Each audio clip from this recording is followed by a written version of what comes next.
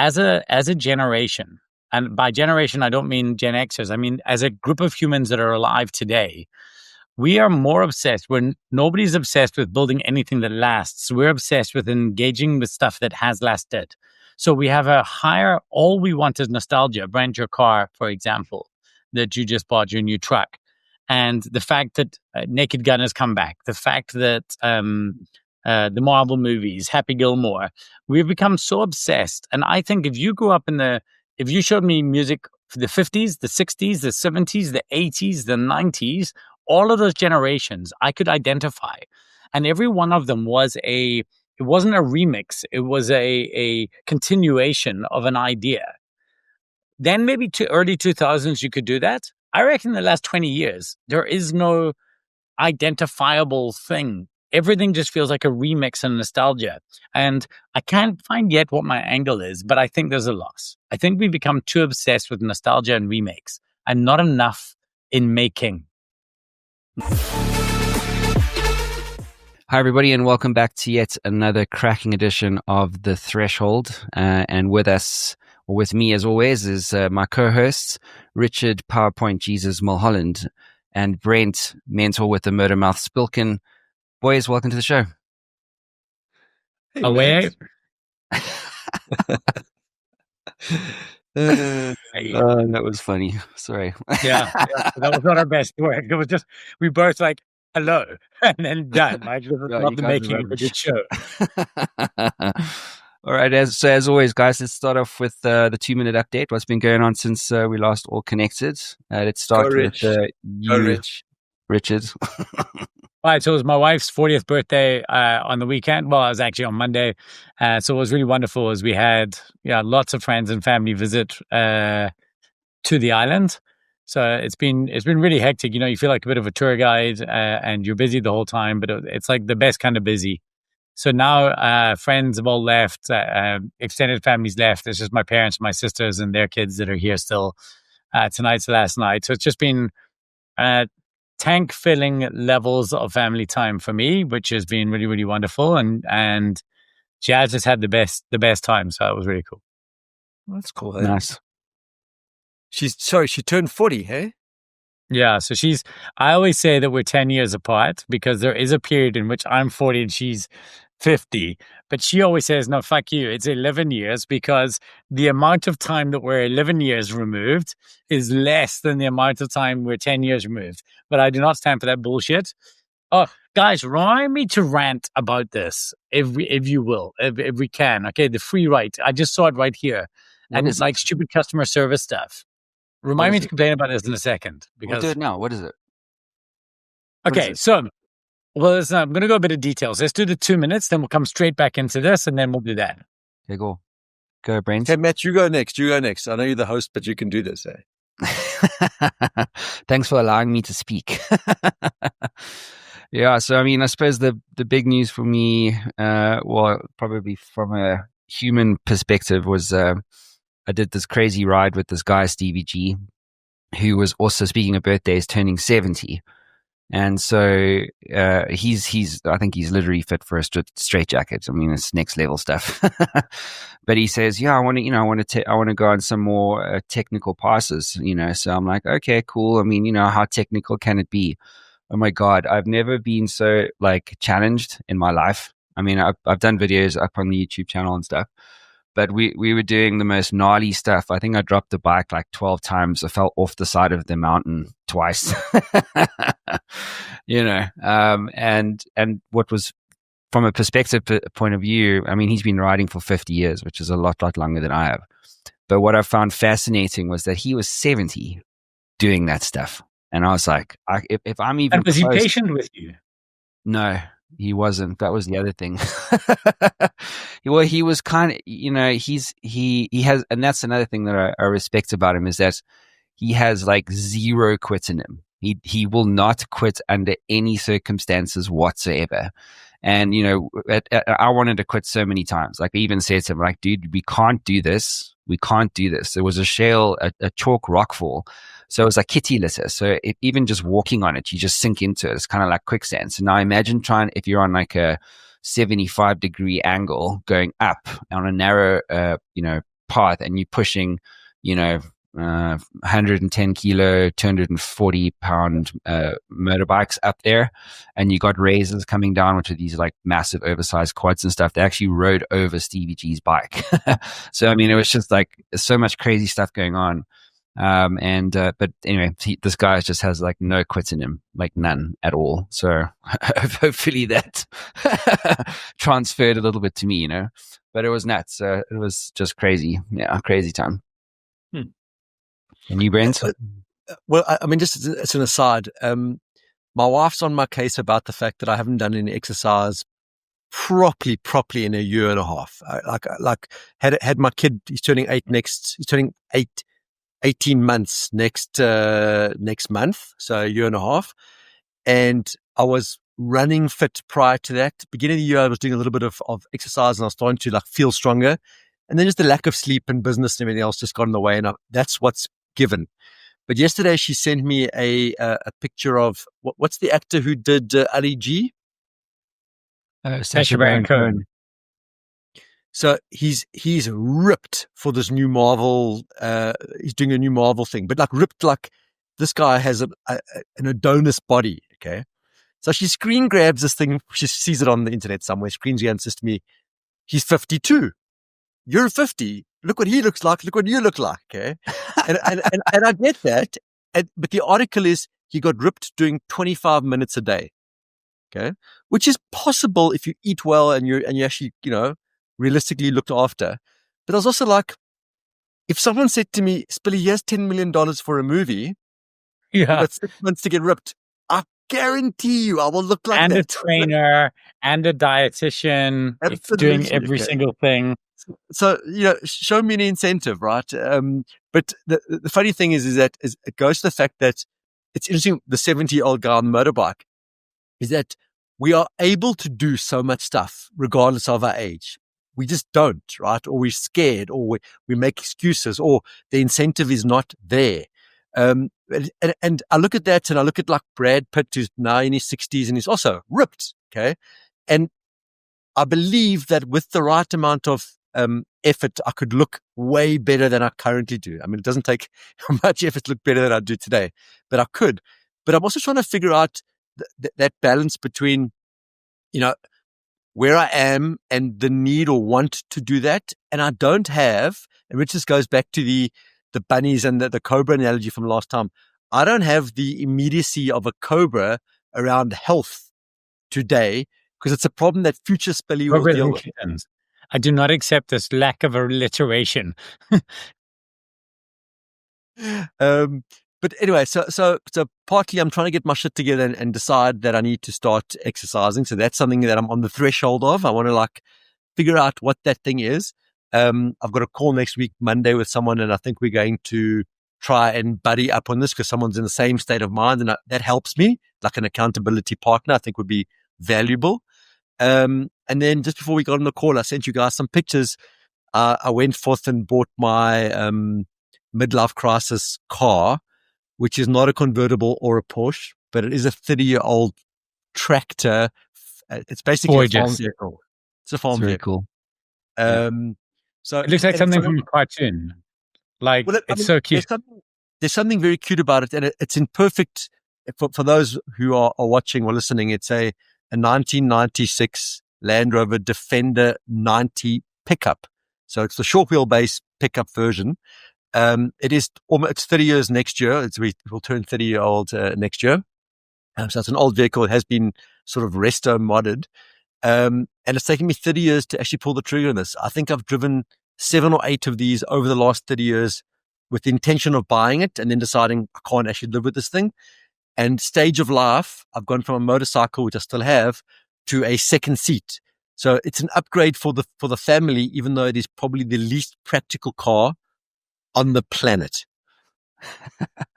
Yeah, this is definitely not. You've not bought this for the family. You can try and convince yourself, but you're not putting an 18-month-old in the back of your bucky. Not at all. It's gorgeous. I'm not a car guy, and this is gorgeous. Like I can see the appeal.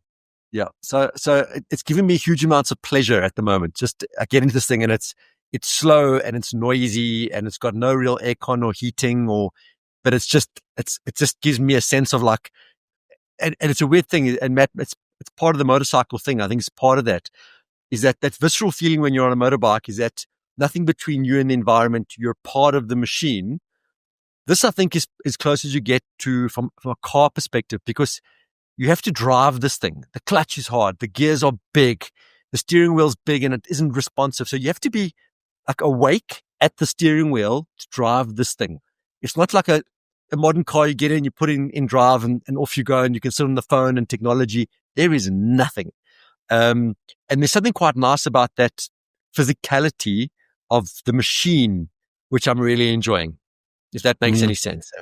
No, it makes perfect sense. Yeah, it's the record player thing, right? Yep. So yeah, like I have to get up and turn the disc, but there's something cool about it. Yeah. Very analog. It's lovely. Mm-hmm. So, Rich, what were you going to rant about? Okay. So I wrote my last book, Relentless Relevance, on an old school typewriter. I think I showed it to you guys. I got the Hemingway special edition, £900. That's like $1,200, 21,000 rands kind of thing, right? So like for a single-use device keyboard, it's pretty expensive. The Hemingway special edition one. So it's by this company here called Freeride. This is a little sticker it came with. So, and you guys could tell me like if I am the asshole. I mean, I'm obviously an asshole, but am I specific? Yes. That's like the default. Yeah. So, don't take the easy ones. I had to own that straight out the gate. Okay, so they recently came back into stock. They'd been out of stock. And I'll tell you what happened is my cat peed on it, fried the inside. So I'd finished my whole book on it. I actually, in the very beginning of the book, I write a big advert for how I like it. I posted 4 odd times on Instagram, my keyboard, the writing process, what I used, always tagged them, did everything. Anyway, I mailed them and I said, guys, this is what's happened. I see they got the new ones in stock. Very, very happy to pay for it. Now it comes with this big leather briefcase thing. It's just behind the desk. There's this big, that kind of old school briefcase where you click things up, and you can buy an optional sleeve for $30. Right? So there's an optional sleeve for carrying it around, which is way more convenient than the big briefcase, which stays in the office. So anyway, so I mailed them and I said, guys, very unorthodox request. Here's what happened. I've had my device less than a year. I wrote my book on it, included you guys in the book, been social media about it a lot. Really, really love it, and I want to replace it. I've got an unorthodox favor to ask you.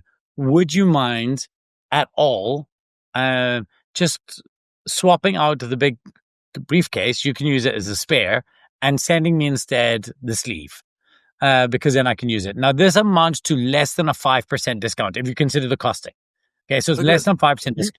To clarify, you were going to buy a new machine, but you just don't want the big case, you want the small case. Is that my understanding? Yeah, I want the sleeve. So, and they are coming pre-bundled and everything, but that's kind of what I was hoping to get. So they mail back, and they basically, the next morning, and they mail back and they said, no, thank you very much for everything, but no, we cannot do that.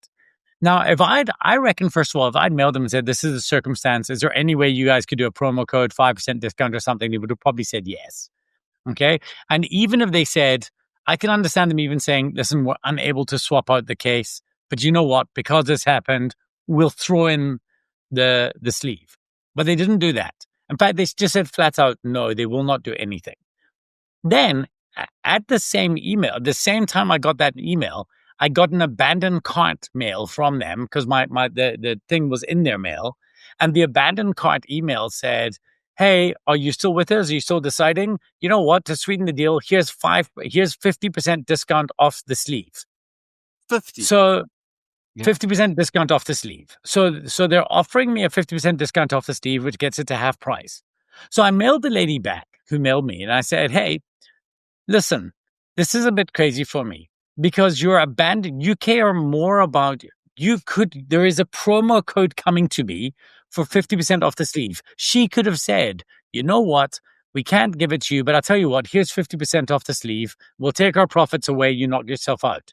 They're willing to give that away to anybody that sits with that device in their cart for longer than, 20 minutes. By the way, it's like a top life tip. If you don't do this, if you're buying anything expensive ever, put it into your cart. Make sure you log into the site so they have your email address add the thing to your cart and wait 24 hours to 48 hours, they will chase you up with a discount, almost guaranteed. But anyway, so I was just so frustrated. Here's the weird thing. They had this special offer going until Sunday, and I really want the keyboard. But like the way they've treated me in this thing has meant that I've not pulled the trigger on the order because it's like you don't give a fuck about your customers. But it's more a case of it's just so stupid to me. Anyway, that's the entire premise. Am I being completely silly? No, I wouldn't say so. I mean, I think this is did she respond to you after you said? And that's the other thing. And then she did not reply to the mail. So they're absolutely not willing to do anything. So now I'm thinking about going onto Instagram and saying every other time I posted about free write, it's been good news.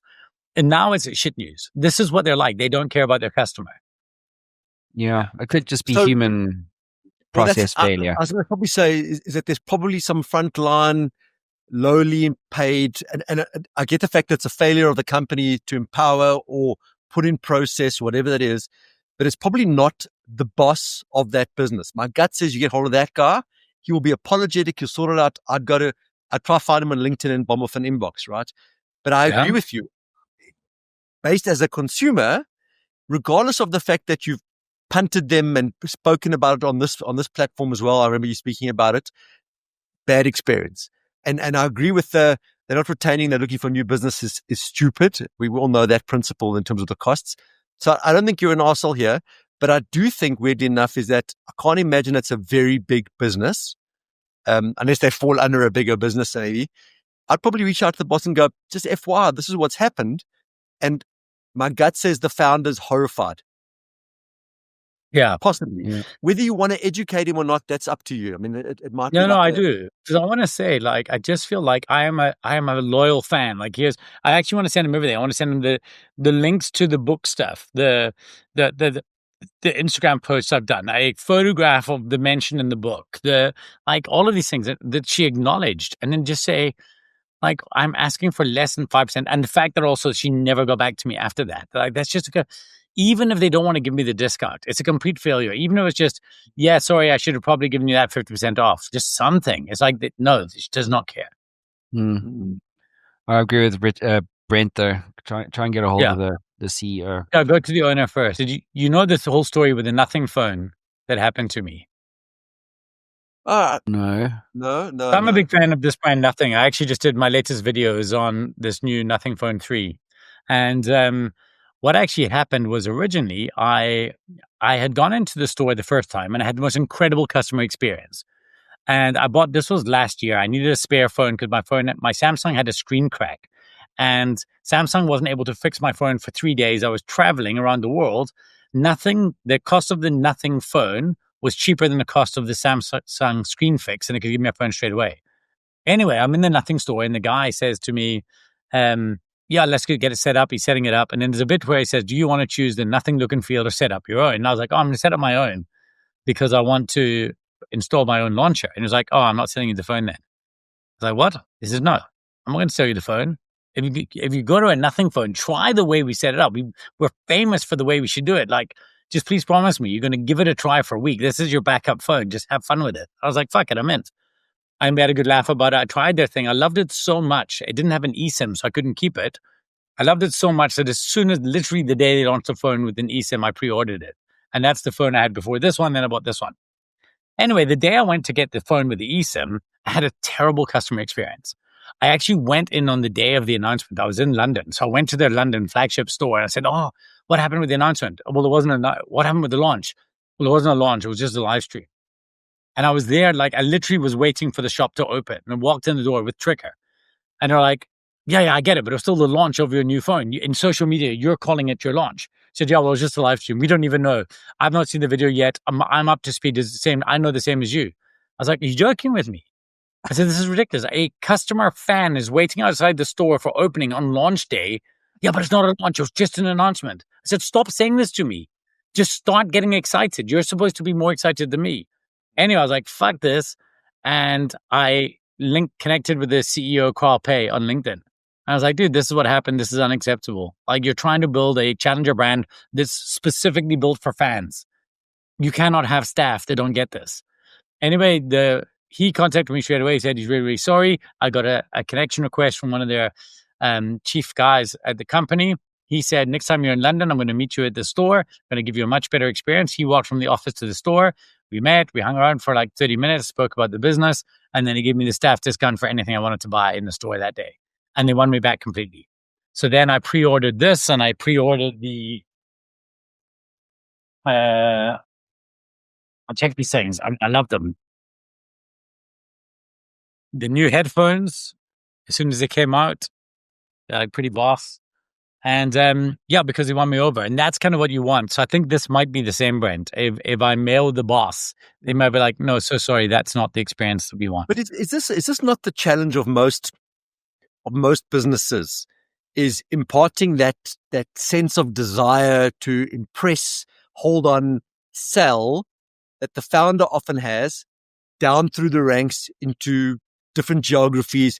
And like, I know that at one point everyone spoke around, when Apple launched their retail stores, they had that sense right through. And today, and I can say this with, hand on heart, if I walk into the iStore in Rosebank across the road here, it's a shit experience. Like, so they have not been able to maintain that level of But that's not Apple, though, in fairness. That is a third party, sure. But you're right. But it still represents their brand. I mean, it's got their name outside, right? It still says iStore on the outside. But the point being is that it's quite difficult. Do you know of any brands that have scaled a business, and whether it's online and or physical, that have maintained that level of service, in your opinion, Zappos? Consistently? Zappos, the shoe brand, right up until the point where they sold it to Amazon. I mean, they were absolutely that. You got fun customer service for everything. Yuppie Chef, but to a degree, really, really tried. I think maybe not now that they've sold it again, but right up until the boys left Yuppie Chef, you were still getting a handwritten note and a pen and cool, quirky customer experience. It's got to do with the fact that the founders are actively involved in that business, that they can keep driving that agenda? And as soon as they exit and it becomes corporate or too big, it becomes difficult to maintain. So here's the way I see it. And I think Nordstrom is a great example. Founders have to give people permission to do crazy things.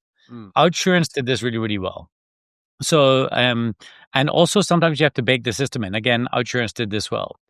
In Missing Link, we have 9 things we do. And the number one thing is called gas, give a shit. And we reckon that you have to hire people with the gas gene. Some people are genetically hired to give a shit and some people are not. You can't train give a shit. Give a shit, some people just do. And if you have customer-facing people, your number one job is to check for the gas gene. The people in your customer service department should be caring more about the customer than the company. And then the company should be fighting. Basically, the people in your customer service team should be the ambassadors of the customer who sit inside the client's office. And you have to get that mindset. Now, Nordstrom famously would celebrate these kind of quirky successes, like the guy who took back snow tires to the store. But even he bought the snow tires from a store that was in the place before Nordstrom was in that place. And the guy gave the guy, how much did you pay for the snow tires? And he said, I paid like $200. And the guy gave him $200 back. Now, even if this is apocryphal, the fact that the CEO stood up and told all the store managers the story and then celebrated the person who did it means if we're celebrating the guy who gave somebody a refund on something they didn't even buy for the store, you can definitely change the tie they don't like. So it's the level of permission you give people. I don't think most companies give people permission to think. They tell them what to. So I listened to a podcast a few days ago, it was a piece in there I really loved. The guy, he talked about one of the businesses that he built, and they had a failure fee, right? And the failure fee was that they would identify the most successful failure in the business with the attempt to do something positive, right? So there was a couple of examples, but the one example was that the guy owned a hotel, and the hotel was an old building. It didn't have air con, so they used to leave the windows open, and it was near the lakes. So every summer there was tons of mosquitoes. So the manager went on his own accord and bought a whole bunch of catfish, to throw into the lake to kill the mosquitoes, right? Which is not bad thinking, no permission. He just went and did it. The problem was the next morning, all the guests phoned the boss and went, the raccoons were bringing all these dead catfish into the building. So it was a huge failure, right? But he rewarded the guy for going, you thought about something smart to make like a non-processed. So we will still pay you the $500 because it was a failure, but it was a failure in the right direction. Good intent. Yeah, good intent, right? So yes, it turned out to be a disaster, but your intention was good. And they rewarded that kind of failure, which means that you have permission to go and do shit if you think it's going to work in the business. We will, and if it fails, we will still recognize that intention. And I love that, right? It's not rewarding failure. That's not the right framing, but it is got to do with the fact that if you do something with the right intention and it does fail, we will still reward you for that. And I think that's giving people permission to experiment and do shit for sure. Okay, interesting framing. I want to change gears. So I spent $15,000 on PR for a client, and then the client changed their strategy. Okay, so yesterday, firstly, this PR firm, I really want to just mention their name because they're a bunch of cunts. Basically, this is why I want to talk about this. Get your view on this. But basically, they produced some pretty shitty articles, like the rewrites on that, and they took like weeks to do it, and it's like it was really, really bad. And so nothing ever got placed.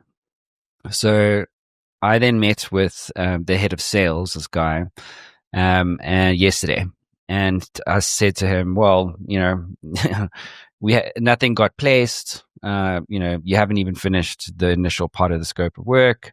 So, what's the story? Can I get a refund? Like, if it's not 100%, that's totally understandable. You guys have done some of the work, but you haven't delivered what we paid you to do."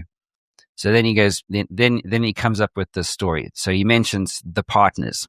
So he says, "Well, I've spoken to the partners, and who are these people?" And I know he's full of shit. And he starts squirming around. He's like, there's 3 ways that we can solve this. One, we can get your credits that you've paid for, right, with a specific client. We can spend those credits with the different clients of yours. So I'm like, that's unethical from your side. Yeah, I'm like, dude, that's bullshit. He says, well, then you could also spend it on your own PR. So I'm like, no. And he's like, yeah, but I really want to help you. But I'm like, dude, none of these options are helping me.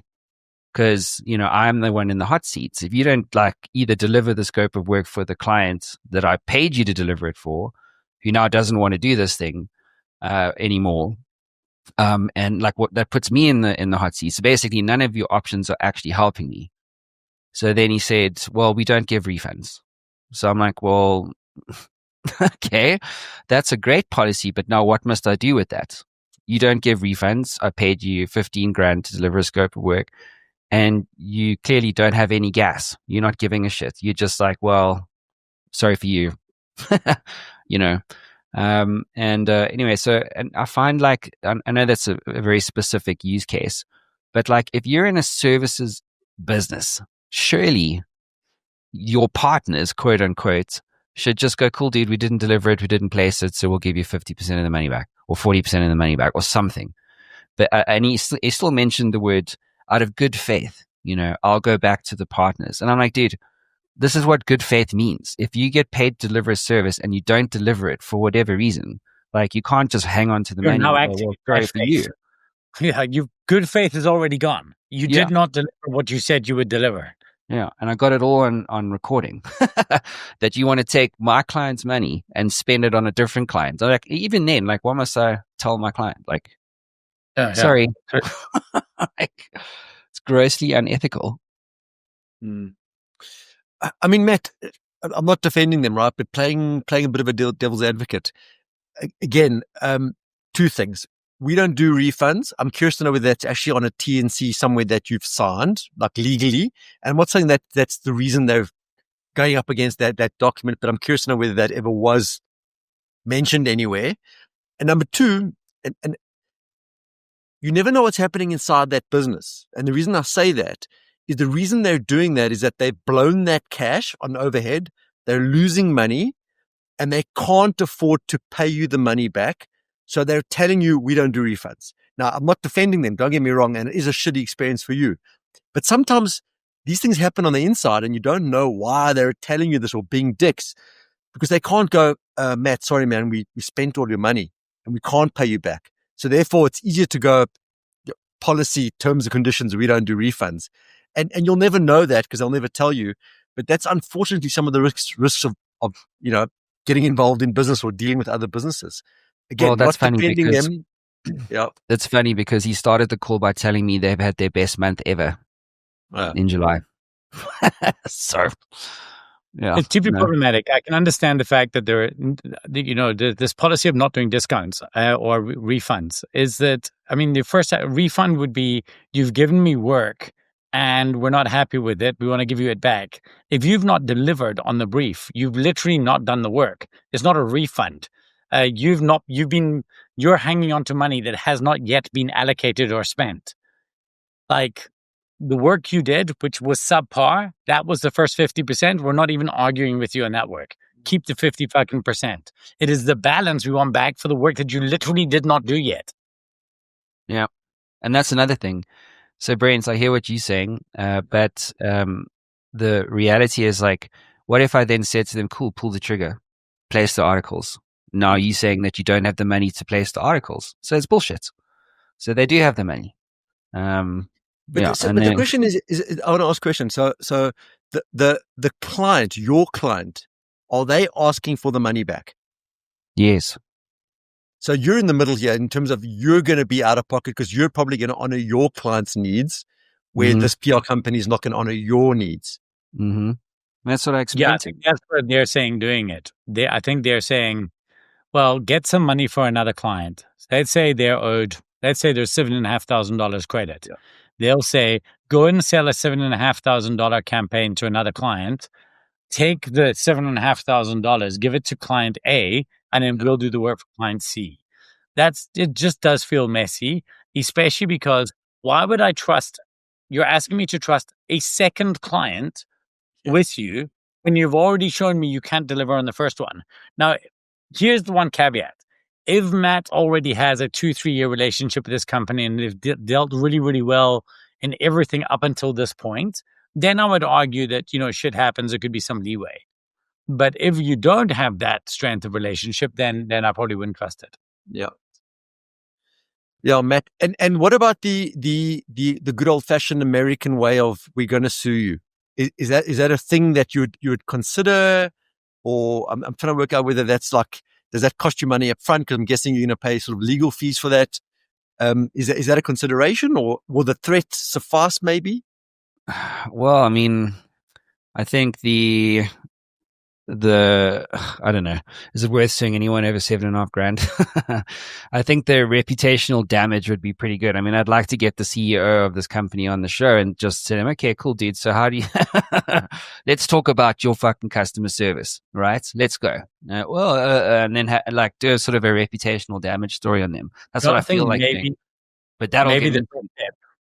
Because now I'm hearing you guys' advice to me is the first stop, not just actually getting the CEO on a call and saying, let me explain to you what was said and why, just as a response, it was really unprofessional and really bad. Because it was, like, his proposals were not good proposals. Not even ethical proposals, I would argue. Mm-hmm. Yep. Well, I'm going to do that anyway because I know what's coming. Because he said to me, give me 24 hours to go talk to the partners. I mean, what a load of rubbish. But he was like, we don't do refunds. I know that's coming as an email. And then I'm going to have to go back and say, no, it's not acceptable. Because then what do then what must we do? To your point, are you dealing with the owner? Are you dealing with the head of? Sales. Head of sales. So, I mean, Matt, you got to go as high as you can, man. That's always the rule here, right? And as much as I understand the anger of let's get him on the show and let's, tear him a new one, it's just not worth the energy and the negativity. It's it's also not worth suing it, going the legal route either. What are you going to do? Scare them into? Yep. Worst case, so you can potentially give the client the money back and use them. I must say, I used to be so big on PR, and I think PR is not worth it anymore.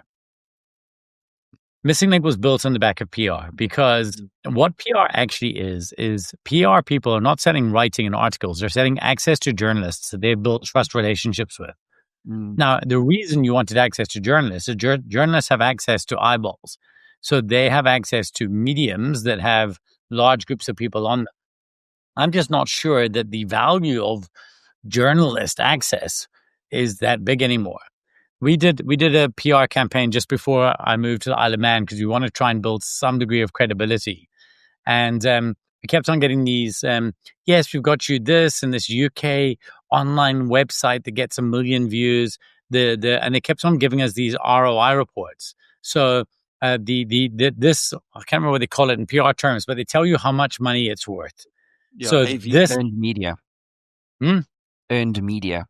Yeah, this earned media is worth 500,000, rand. And I was like, no, it's not. We've not had one inquiry out of it. It's worth fuck all. And like, no, but that's not how it works. I said, that's literally the only way it works. I will tell you how much it's worth because everything you're talking about is back in the day stuff. Now, eyeballs are nothing. They're ephemeral, right? There's so much information that somebody seeing something once means nothing. Your PR is worth something to me when I can directly say that I got a link to somebody wanting to speak to us because of that article. Otherwise, this is all fluff, right? But that's why the paid media space has become such a big thing, because you can now go, well, I'm paying someone to hopefully place an article that hopefully my person will see, and I'm going, now we can just place an ad, target those people, and we're more than likely to get them seeing us. Same result, eyeballs, not necessarily conversion. But we're cutting out all the service around that, and we can use all that additional margin that they're taking off the top to put into the paid media. And I think that's part of the reasons that a lot of the media, the money that went into the PR space went to paid media. And then obviously now off the back of PR, I look at most of my PR clients, a big chunk of their revenue is influencer management. It's PR. It's like, as opposed to going to the journalist, to the platform which they post. Are the journalists of the past, right? Exactly. So the journalist was the influencer. That category was, they were the person who had the audience, who had the influence. So influencers have already existed. They were called journalists. Now they're just calling themselves. Right. And I would argue that for the most part, unless your journalist is an influencer, then you're going to lose out. What's interesting to me is that I spoke about this before, but the influence is the ability to drive action. So you're only an influencer if you can drive an action, not eyeballs. Okay. So eyeballs to me is like, it's not a thing for me. It's like, you're an influencer if you can influence people to click on the link to buy my shit. Then you're an influencer. If it's I think a lot of reasonably can. Some of them. So I think it's the numbers game, right? So if you go to somebody who's got 1 million followers and they can get 10,000 of them to click on a link, that's pretty influential. Yeah. That's a really good return. It's not to say that, everybody's going to do what they say, but if you've got and I think that is the numbers game of this. Yeah. And it's probably more, my friend Matteo, he runs an influencer marketing agency. And I was chatting to him about some of the numbers, and it works really well. Like it's a thing. It's almost better than PR in today's day and age. But you're right. I guess that is what PR is now. Yeah, very much so. Yeah. I don't understand the PR function here. I mean, unless you're a listed company and you have shareholders and you need a PR communications. That's investor relations. That's IR, actually. That's actually different. Yeah, exactly. But you know what I mean? Like you're managing tone and communications and it's public relations. And so crisis management, I think, is a big piece still as well. Like the Coldplay thing, right? Like the handling the spin. That's kind of what one of Mike's top force businesses does. They're called 48 Hours, I think. And the idea is, how do we respond? And we're not on a retainer. We're not this. But if some bad shit is happening to you, get a hold of us and we'll help you manage the next 48 hours. Because that's actually how long. Can we talk about this Coldplay thing, right? I mean, yeah, I was thinking of bringing it up earlier. It's amazing to me because I saw it, but when I realized that it had become like this real thing, was there's I don't know if you guys remember this, or maybe you know this, Rich, but in Cape Town, there's a bagel store called Kleinski's. Yeah, of course. It's in London now as well. Yeah, so they've opened one in Joburg, right? In Birdhaven, but they posted on their Instagram page within 12 hours of this thing blowing up. Their booths are private, and they had cropped out that couple and shoved them in a booth that looked quite realistic. And I was like, it's hit local small businesses' Instagram feeds to a point where it resonates with the audience. Like, I don't think I've seen anything like this in a while, outside of like major other, where unknown people have blown up like this. Obviously, famous people doing stupid shit. Okay, I get it, right? But these people were unknown to 99.99% of the universe. And within 24 hours, everyone knew them. It's fascinating to me why that thing ticked over. And of course, if they had just waved to the camera, no one would have known, right? Like it would have just blown over. Well, somebody might have known, but it would have been an internal thing. They may have got divorced, and that would have been the end of it. Yeah. Yeah, sure. And I'll tell you what, just quickly the marketing thing, I found myself, I logged in the morning, saw the first post, was like, what's this about? Then the second, then the third, then the fourth. By the time like 3 or 4 hours had passed, any company that ran marketing of it, like I heard Nando's did marketing that went out on the Monday, and I was like, this is embarrassing. You've now gone a weekend to respond on something. You're so late. Yeah. Like by the time probably Kleinski's had responded and done this, I was already rolling my eyes at people thinking, don't take the easy ones. This is now all you're saying is I'm completely unoriginal and I'm going to jump on a bandwagon. Like that was a sign for me for peak normie. So I would have given credit for people in the first half hour. Anyone beyond that, I was like, oh my God, you're like the same guys who put fucking trans flags in Pride Month and jump on every bandwagon that is going on. I mean, the thing that's interesting to me is that I'm guessing that, as an example, the Kleinski's social media manager doesn't have bureaucracy to get stuff approved so they could act quickly. The Nando's of the world would probably need to go through some kind of process, right? But isn't it amazing to me that your expectation is maybe 3 or 4 hours after this happened, within the time zone that you're in, the expectation is you can be first. If you're within 2 days of that, this is old news. You're not rolling your eyes at stuff like by the end of the day. Because I certainly was. I was like, oh, for fuck's sake, it's another thing. No, completely. But what I'm saying is it's amazing how quickly we've become like bored of content that quickly. As a society, it's fascinating. Well, because the thing was nothing, right? This is the thing, is that if it was something meaningful and important, a guy fucked a woman that he works with. Like, happens every day. Spoiler alert. Yeah. This shit happens. Like, this guy is not the public enemy. And again, I'm not, fuck it. He's a grown adult and so is she. And he probably should have done better. But this is not, Gilbert and Sullivan years ago wrote that play, and the one song in it is let the punishment fit the crime. The punishment does not fit the crime here, right? Like you're getting fired from your company, your job, the fired from the company or resigning from the company, I can kind of understand just because there was an internal dynamic, which, by the way, let's take away the marriage thing. I reckon that a big part of the reason people are struggling to meet people and get into big relationships and are relying on these Tinder apps and shit like this, which are not the right way to meet people, is because people are saying you can't date people you work with. That should be problem number one.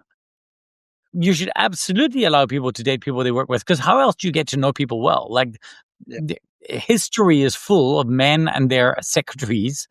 And I say men and their secretaries because historically that's what it was. Yeah. Anyways, so there's a whole bunch there. Matt? No, so I agree with that. Sorry. Okay, Brent. Brent, no, geez, thanks for letting me talk, Brent. Go, we've not go for a while. Go, Matty. You sure, Brent? You want to jump in there? I have things to say. I've got a big mouth. What can I do? Matt, you know what the thing is? You have podcasts, lots of podcasts. We get this. Brent especially gets this. So he's fucking mentally masturbating. Please say what's to say. I can. Yeah, I want you to hear all my opinions before Matt speaks.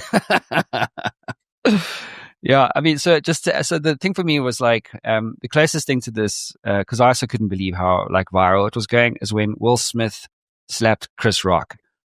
It was the same scale of thing. I mean, great branding thing. Not everybody knows what Coldplay is or who they are, even though their music fucking sucks. But it was the same thing where everybody then jumped on. You had like Charlie Kirk here talking about why this reflects, the religious values in modern America. Then you had Ben Shapiro jumping onto it, talking about like, you know what I mean? And then it was like everybody was having their opinion on this one thing. But like, why does your opinion matter so much? Do you know what I mean? Like I know we're talking about it now, so it's a bit ironic. But we're talking about the reaction, not the event. Not the event. The event is unimportant. We're talking about the reaction, which is – important, I think, at least. And then I also started to roll my eyes because I was like, God, really? Does everybody need to have an opinion about, a 10-second video that happened at a Coldplay? Like, it doesn't matter. Like, it really doesn't matter. So anyway, I hear you. But but the question I have is that what I was going to say, can I speak now, Matt, was if I had to reverse engineer, what was it about this thing?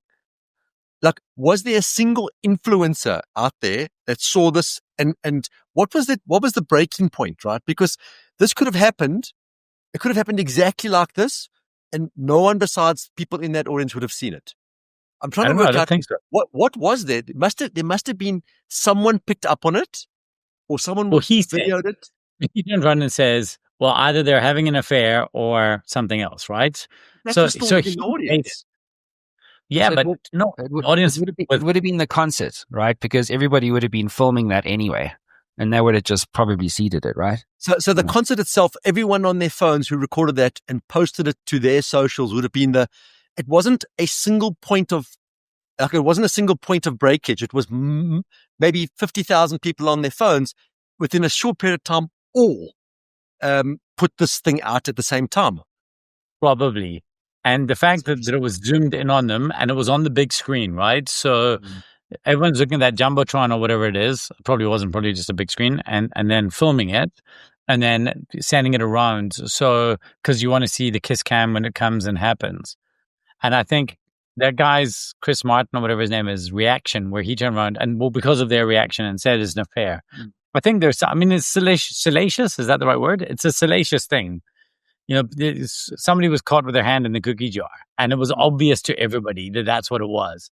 So I think I can see why that reaction happened and it was very memeable.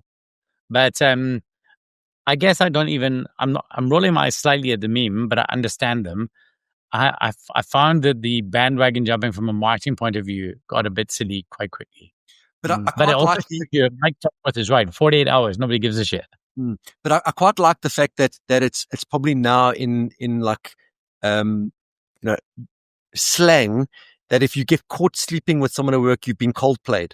Like, I love that. I was like, oh, that's a cool way of, and that may last way longer than 48 hours, and that may still be relevant, right? For like culturally for a long time. Great. And it's a good term, right? Oh, he got Coldplayed. Yeah, it's pretty cool. I also wonder whether Coldplay sales or listeners on Spotify went up because people went, "Who's Coldplay?" and then went to listen to it. My gut says they've had a financial benefit because of this. Weirdly enough, huge. Yeah, I would say. I'll check. Interesting, right? What are you checking, Rich? Checking to see if Coldplay streams increased since the concert incident. I don't know if the data will be out, but definitely like social media stuff. I'm sure somebody must have written about it. Surged 25%.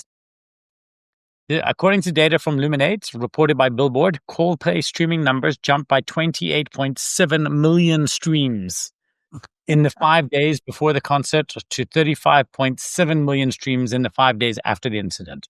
So 7 million streams more. Just because of...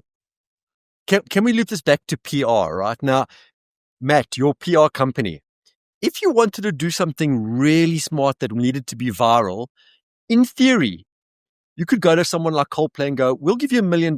We'll set this thing up, figure out a way to make it go viral because there's going to be 30,000 people on their phone that's going to share something interesting to the internet. Like, that's an interesting way of leveraging influence and virality, if you can get away with it to make it feel authentic, right? But that's good PR. That is good PR for Coldplay. Interesting enough, right? That's what that is. At one point during the peak of the viral moment, Coldplay had the top 3 streaming songs on Spotify's top 50 USA chart. Yeah, That's amazing. Crazy. Yeah, it's great for them, right? Best thing that's ever happened to them, especially becoming part of a lexicon. This is very, very quickly. We've got 3 minutes left, but it's a weird thing that came up this weekend. You know, my son starts in the police in the 1st of September, and we're going to, as a family, start watching the Police Academy VIT movies, 1 a week for the next 4 weeks. We'll stop at 4 because we don't have 14 weeks or 15 weeks.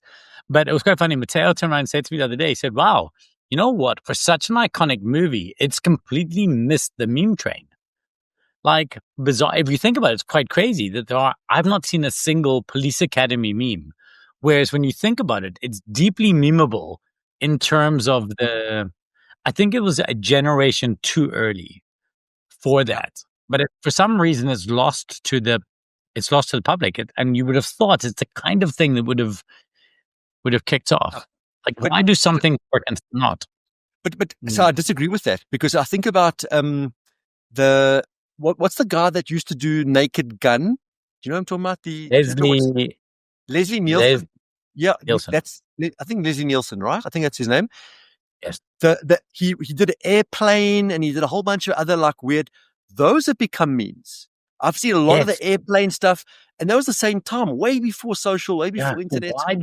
That's what I'm saying. So why do some? Because if you think about it, for the same reason that Naked Gun has done, you would think that you would think Police Academy would have been very memeable, but it's just not.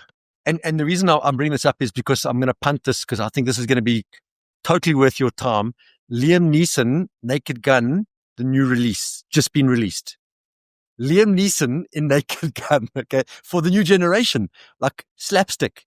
I reckon this is going to be worth a watch. Thank goodness for Neeson, because since he did that Taken movie, yes, Neeson was a very versatile actor, and then Taken was like the end of his career kind of thing. Yeah, and now he's like typecast as this action movie dude that couldn't escape. What's it? I have very specific skills. Like he's become very like stereotypical. Yes. But so this was great. I think this is a reason. Like, for fuck's sakes, get me out of kidnapping movies. Yeah. Do you see he's bad remake? Have you seen he's now dating Pamela Anderson? Who is? What? Mm-hmm. Liam Neeson. Yeah, guys, she's I'm all for it. She's the co-star in the movie Naked Gun. And they're dating now in real life. Yeah, and they met on set, and now they're all in love and stuff. Have any of you guys seen Happy Gilmore too? I can't decide. Happy Gilmore? Yeah, Happy Gilmore. I can't decide if I'm going to. The first one was like mildly amusing. I don't know if it feels like this one's just a cash grab. It's a downloadable thing. I don't think it's a thing you make an effort for. Eh? It's on Netflix. I'm going to watch it. Let me plant one last seed here as a thing to think about, and we can see if maybe we remember to talk about it again next time. I'm busy trying to write a new talk, and it's on the idea. Now, I was running it with Nick Haralambis the other day, and he was challenging me on it in a cool way. But as a generation, and by generation I don't mean Gen Xers, I mean as a group of humans that are alive today, we are more obsessed. Nobody's obsessed with building anything that lasts. We're obsessed with engaging with stuff that has lasted. So we have all we want is nostalgia. Brent, your car, for example, that you just bought, your new truck. And the fact that Naked Gun has come back, the fact that the Marvel movies, Happy Gilmore, we've become so obsessed. And I think if you showed me music for the 50s, the 60s, the 70s, the 80s, the 90s, all of those generations I could identify. And every one of them it wasn't a remix. It was a continuation of an idea. Then maybe to early 2000s, you could do that. I reckon in the last 20 years, there is no identifiable thing everything just feels like a remix and nostalgia. And I can't find yet what my angle is, but I think there's a loss. I think we become too obsessed with nostalgia and remakes and not enough in making. That's I'm true. gonna tag you, Rich, on an Instagram feed where there's a guy who does music, and all he's doing is ripping apart the last 15 years, going, "This sounds familiar. This is the song in the 70s," and all he's doing is showing. It's basically they've copied all the same stuff over and over, and this is the number one stuff on the charts today, unoriginal. And it's fascinating to me to someone like technically breaking it apart. But I agree I'm with all you. for derivative, but like, where's the original? Yeah. And I agree with you because we talk about, like we spoke about tourism. We all want to go see Greece and Rome and all these old places because there is something there. What has been built in the last 30 years that you really want to go and see? Way less, because it doesn't feel worthwhile necessarily. So I kind of agree that on multiple planes, not just music, but like physical buildings, even cars. I want a 30, 40, 50-year-old car. If I buy a Tesla tomorrow, it's amazing. I will throw that car out in 5 years and not care about it. So there's like no sentimental value to stuff that's new. Nobody's thinking that car will be iconic, that people will want to drive in 50 years, like they'd want to drive a Chevy or something. Whereas maybe there are new cars, like the new Mustangs and stuff, that people are trying to still build something that has, and I guess it is a throwback, but it feels like you're trying to build something classic. But where's the identity? A 50s car you can picture, a 60s car you can picture. Where's the identity of now that isn't forgettable? Anyway, food for thought, boys. Cool. Yep. Thanks for letting me talk. Appreciate Always it. a pleasure. Being there. Your word count, Matt, 50. Spilly, 50,000. Like, well done. Well, not just you, it's me as well. Listen, it's definitely me who speaks too much as well. I felt sorry for Matt, not because you speak too much, it's because I speak too much. But I just cut you off because he was next. No, I've just learned I feel that sorry for Matt for a whole bunch of reasons besides that. No, it's actually a learned behavior. So I've done like 1,000 interviews, and the trick is to shut the fuck up and actually listen. So listen to what the people are actually just saying. Remember, in this show, you're not the host; you're one of us. So you're allowed to. We want to hear from you as much. But you're right, Matt.